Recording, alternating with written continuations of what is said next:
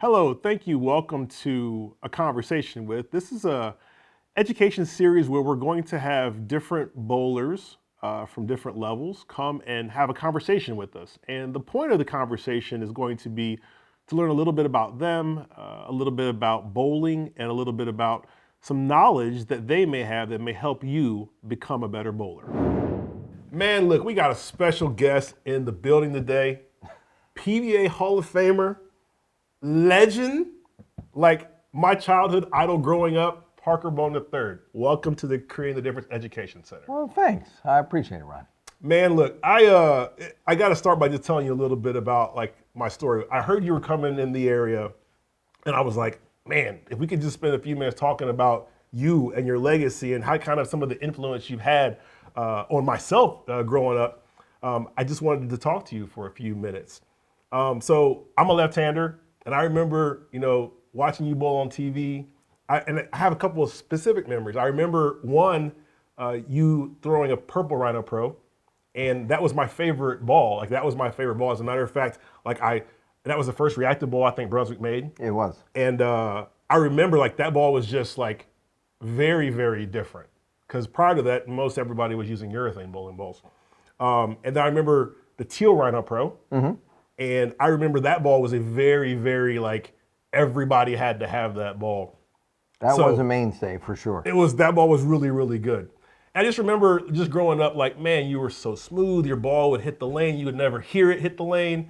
You would always post your shot. And I'm not that great of a bowler. I'm okay, but I'm not that great of a bowler. But I always wanted to try to emulate how you bowled and how cool and calm and collected you were. I always thought that was really, really neat. So the fact that you're here in the building, tell us maybe a little bit about like you have your own training center. You got kids that are unbelievable superstars. Like you got a whole bowling family. So like to you now, you've bowled senior tours, you've bowled regular tour, you've accomplished pretty much what could be done in bowling. Now you have your family and your children are kind of going down the same path. Tell me, what does that kind of mean to you? It's almost surreal. I didn't see any of that coming when we started our family. Leslie and me together. Leslie is a great bowler in her own right. Okay, she was on a national championship team. She was MVP player before she even met me, or before I met her. And then she went out a little bit on the ladies' tour to try to, let me say, bowl the ladies' tour like most college girls or college athletes would like to do at some point. But then most of the ladies at some point, I believe, want to settle in and have a family and go on to the next stage in their life. But the two of us getting together and having the family that we have now, and then having the children that we have, you know what? We traveled down the road. Fortunately, we were in a motorhome, so I'd walk out of the bowling center, and in 2 minutes I was in home or, at home. And you're playing with the kids on the floor. And I remember them bowling with water bottles in the motorhome, back and forth there, blasting them all over the place and having a good time. But through the years, I didn't quite see coming what's starting to unfold in front of us. Justin and Brandon have bowled endlessly ever since they were big enough to stand by the ball return. They wanted to roll the ball down the lane.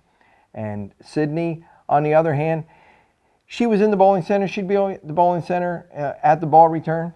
And if I said something about bowling, before I finished the sentence, she was out of the settee area. It just wasn't her cup of tea. And that's okay. Bowling's not for everybody, folks. But they kept working at it and working at it.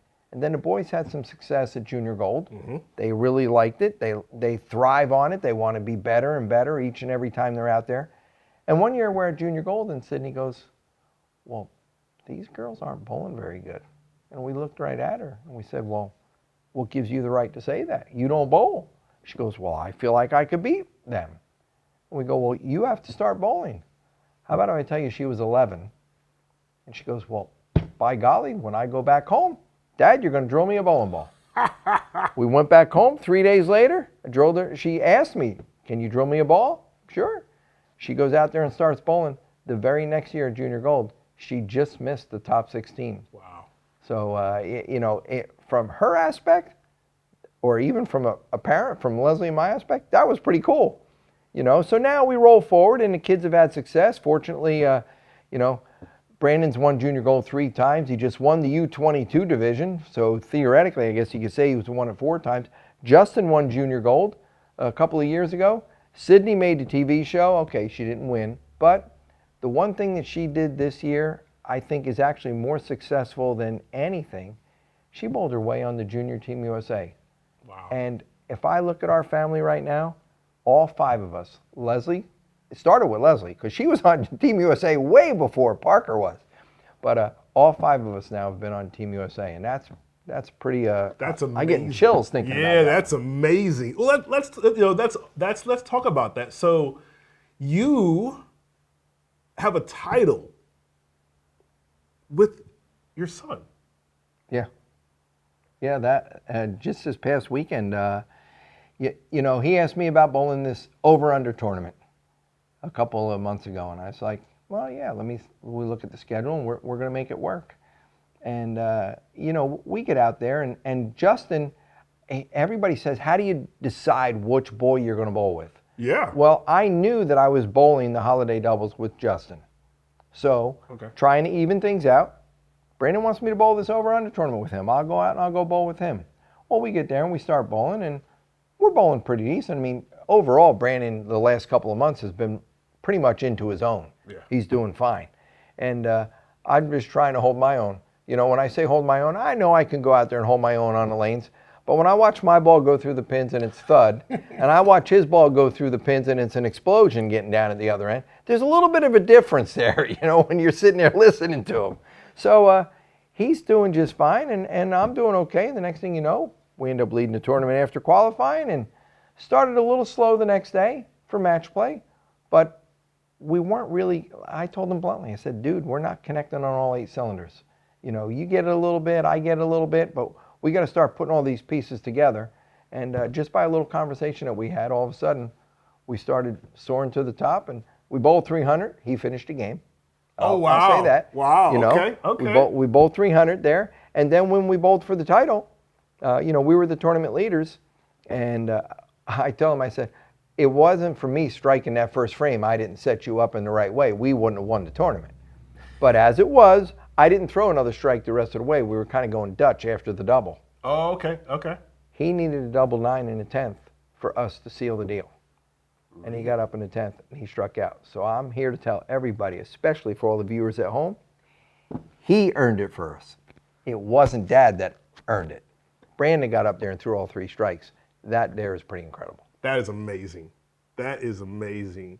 So, it's interesting too, right? Like, when I growing up, watch you bowl, and I watch Brandon bowl specifically, right? Like, you're right about his ball. Like, it's his ball hits the pins like he's throwing a bomb at the ball. Yeah, there's a different decibel. It's just different. It's just different. So the question I would have with that is when you're bowling with him specifically, right? Like, how do you guys figure out like your strategy, because your games aren't quite the same, right? His game is more powerful, so to speak. Sure, absolutely. But even though he's got more power than me, I'll say it this way: on the left side of the lane, I'm trying to get to the break point. So whatever angle you create from the foul line to the pins, your ball has to get to a break point to go through the pins. And therefore, when it hits the break point the right way, it's going to go through the pins conducively. No, my ball's not ever going to hit like his. But at the same moment, if he can't get it to the pocket, he has to figure out how to get his ball to the break point. So if one of us finds it, hopefully the other one can figure it out. And Justin being on the other side of the lane, he's got the same thing, because he can create a lot of power. His ball goes through the pins too. But when you look at it that way, we know that the changes are endless on the right side. Correct. Okay, you have to follow the transition, and in the beginning they get a little tighter, and then once they start breaking down, that typewriter ribbon just keeps right on getting deeper on the lane. But once you follow that transition, and if you can follow your own transition, well, then obviously the sky's the limit. Yeah. So, of all the titles that you've won, the one with your son has to be one of the special ones. Talk about what that felt like. What did that feel like? It's a title of a whole nother element. I know that Parker Bohn's had a lot of success on the lane, fortunately, and I'm gonna knock on wood when I say that. Uh, I've traveled around the world. When I went out on tour, I wanted to say I won a PBA title when it all first started for me. Okay. That was my dream, to win one. One I'd have been title. happy with one. Well, it turned into just a little bit more than one, with a bunch of other accolades along the way, and a couple of majors. I respect Belmo and EJ and everybody else, but winning the world championship that year, right after Superstorm Sandy hit the East Coast, that was certainly the pinnacle of all victories that I felt like I had, because I snuck in at 24th, then I snuck in at 5th for the TV show, and then fortunately ran the ladder. And at the time, you got to bowl the best bowler in the world, Belmo, to win the title. So everything unfolded and went my way. And once again, I get chills thinking about it. But winning with Brandon, a PBA event, is something that I didn't really see coming or, dream of. It literally is. It's a whole nother level in a different state. The trophy didn't matter. Standing there on the approach with him, that said everything. Yeah, that's got to be an amazing feeling, and I can't imagine that that's happened very often in the history of the PBA either. Yeah, that I don't know. I mean, if you look at it, you got Don McCune and Eugene McCune. Obviously, up and foremost, you got Dick Weber and Pete Weber. I believe that there's a really good possibility that's going to happen with Chris Barnes and Ryan Barnes. That's got a good shot too. So there might have been a handful of them along the way somewhere. But I can say right now that we've sealed the deal and our name is etched in that stone permanently. That's true. That's awesome. That's true. It's interesting too. When you look at father son, right? And you mentioned a couple of them there when you said Dick Weber, Pete Weber. Pete Weber, relative to Dick Weber, his game had more power, right? Like yes. he had more power, right? Yep. And then you look at like Chris, right? You look at Chris and you look at Ryan. Mm-hmm. It's kind of the same thing, and the same thing with. So that's interesting. I wonder if that's just the evolution of the game, or if it's just the way you bowl because of the environment over time. That's just what happens. People get more and more powerful. Like I wonder if 20 years, 30 years from now, it'll be even more powerful. You know what I mean? You're going to tell me, wait to see how much more power Brandon's son's going to create than him? Okay. I don't but know. It is funny, but if you look at our sport, I'll say 50s to 60s, to rolling into 70s and 80s and 90s and 2000, 2010 or 20s that we are currently, every decade the game has certainly gotten stronger. Okay. More power has been able to be possessed. We know that lane conditions have gotten, I don't want to say more challenging. At times they have gotten more challenging, but lane conditions break down faster now than they ever did before because the bowling balls do that. But lane conditions are smoother. They're harder now than they ever were because of synthetics. But oils also went from being oil to very slick oil, okay? Or oils that will dry up and or move down the lane much faster than others. So you still have to put all those variables together. But when the guys put these atomic bombs in their hand, and they thought they were really strong back in the 80s and 90s when urethane and reactives came out. And then you look at what the kids, I'm going to say bluntly, the 20 and 30-year-olds can do today. It looks like I'm throwing paper mache down there. You've bowled in a lot of different eras, right? You've seen a lot. So what do you think, in your opinion, like what's allowed you to be competitive this long at such a high level? Because you've bowled with urethane, you've bowled with early reactive, you've bowled with modern reactive, and you've still been able to be competitive all this time. Like, if you had to put it into your thoughts, what would you say has allowed you to be able to stand the test of time? I think probably the biggest thing is my game is pretty simple.